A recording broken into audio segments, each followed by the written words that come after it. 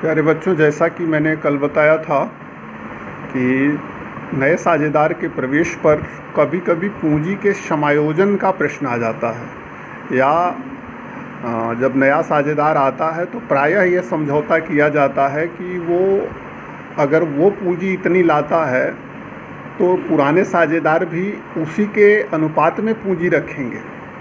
अथवा कभी कभी ये प्रश्न आ जाता है या ये समझौता कर लिया जाता है कि जो पुराने साझेदारों की पूंजी है उसके अनुपात में नया साझेदार पूंजी लाएगा और सभी साझेदारों की पूंजियां एक अनुपात में या एक निश्चित धनराशि में हो जाएंगी, ऐसा निर्देश आ जाता है अथवा ऐसा समझौता कर लिया जाता है।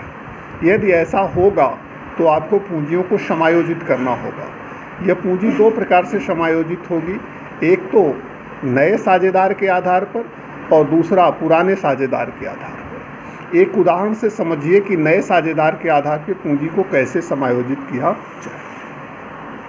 मान लीजिए दो साझेदार ए और बी 3 संबंधे 2 के अनुपात में लाभ बांटते हुए साझेदार हैं, यानी 3/5 और 2/5 का इनका अनुपात है। इन्होंने सी को प्रवेश दिया और इसको 1/5 भाग का साझेदार बनाया। 1/5 भाग सी को दिया जाएगा और सी से कहा गया कि वह 20,000 की पूंजी लावे। तो C's capital is equal to 20,000। C की पूंजी हो गई कितनी? 20,000। अगर 20,000 नया साझेदार सी पूंजी लाता है और प्रश्न में कह दिया गया कि सभी साझेदारों की पूंजियां उनके लाभ विभाजन अनुपात में कर दीजिए, तो आप बाकी के साझेदारों की पूंजियां कितना तय करोगे? इसके लिए फर्म की कुल पूंजी निकाल लेंगे। Total capital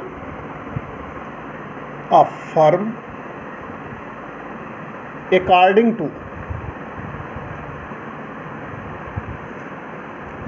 to new partner, नए साझेदार के अनुसार फर्म की कुल पूंजी। तो 1/5 बराबर 20,000, यानी 1/5 भाग के लिए वो कितना लाएगा? 20,000। तो देन टोटल कैपिटल बराबर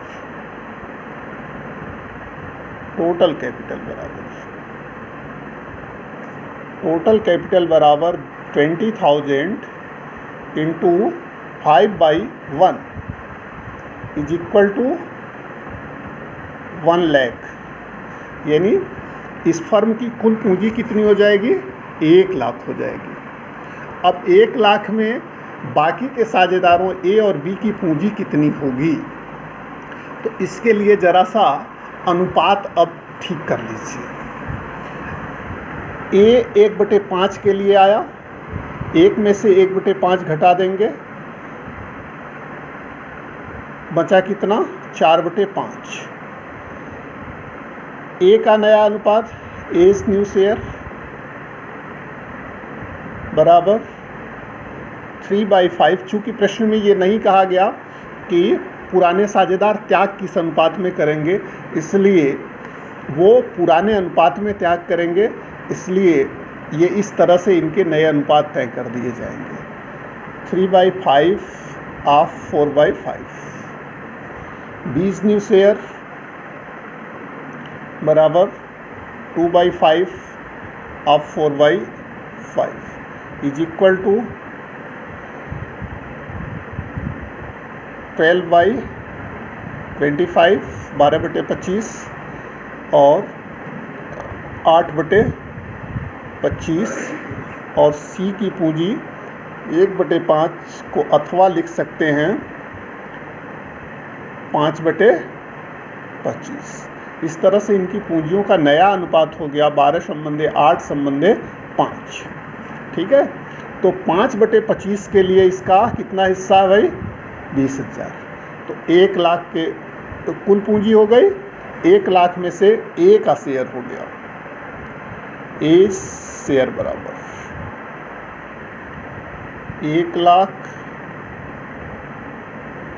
गुणे 8/25, सॉरी 12/25, 12/25, 20 न्यू शेयर बराबर 20 शेयर बराबर 20 शेयर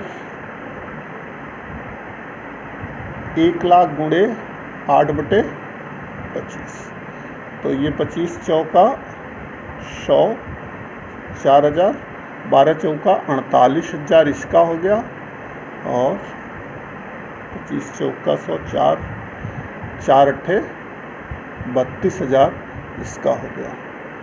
तो 48, 32 और सी का 20,000।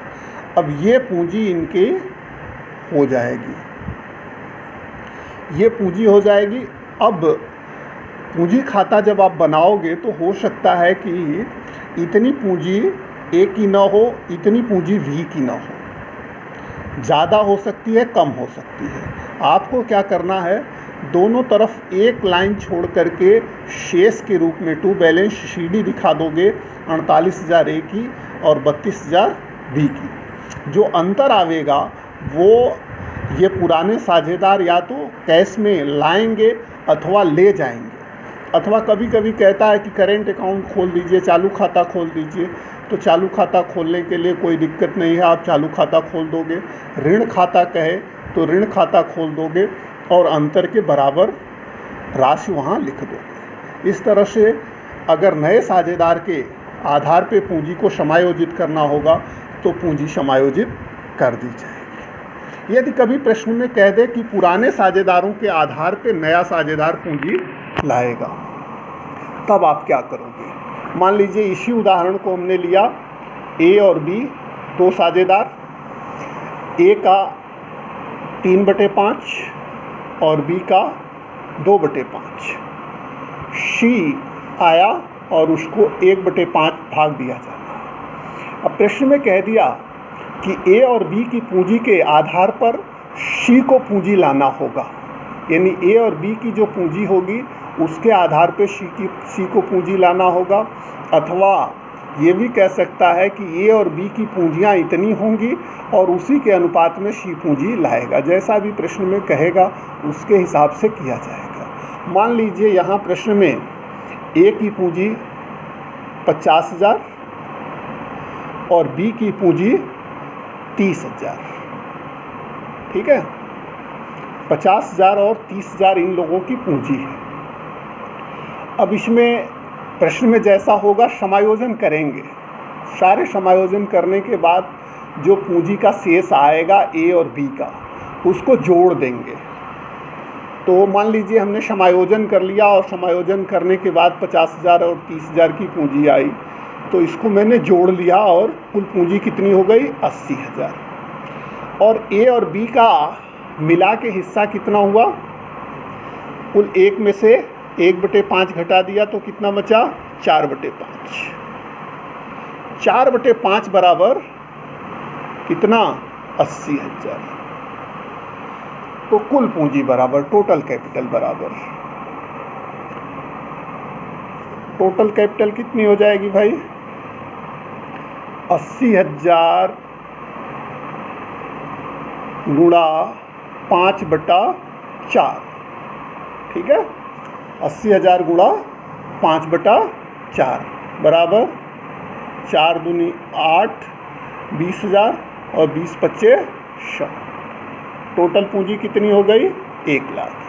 अब सी का हिस्सा निकालना है, तो सी का हिस्सा 1,00,000 का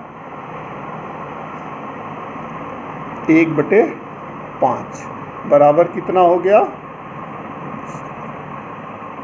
तो इस तरह से भी सी का हिस्सा निकल जाएगा 20,000। और ये डिपेंड करता है पूंजी का समायोजन कि प्रश्न में क्या कहा है, किस तरह से समायोजित करने के लिए कहा है। जैसा कहेगा वैसा आप पूंजियों का समायोजन करेंगे। जब प्रश्न आएगा तो वहाँ पर हम आपको करने के लिए या करके भी दिखा देंगे कि कैसे पूंजी का समायोजन किया जाएगा। इस तरह से नए साझेदार के प्रवेश के संबंध में सभी प्रकार की व्यवस्थाएं या सभी प्रकार के नियम, सभी प्रकार के कायदे विधियां बता दी गई, इनके आधार पर आप प्रश्न कर सकते हो। अभी मैं कुछ प्रश्नों के फ़ोटो भेजते हैं, उन प्रश्नों को करने की कोशिश करिए। जो समस्या है वो पूछिए और धीरे धीरे इस चैप्टर को पूरा करने की कोशिश करिए। धन्यवाद।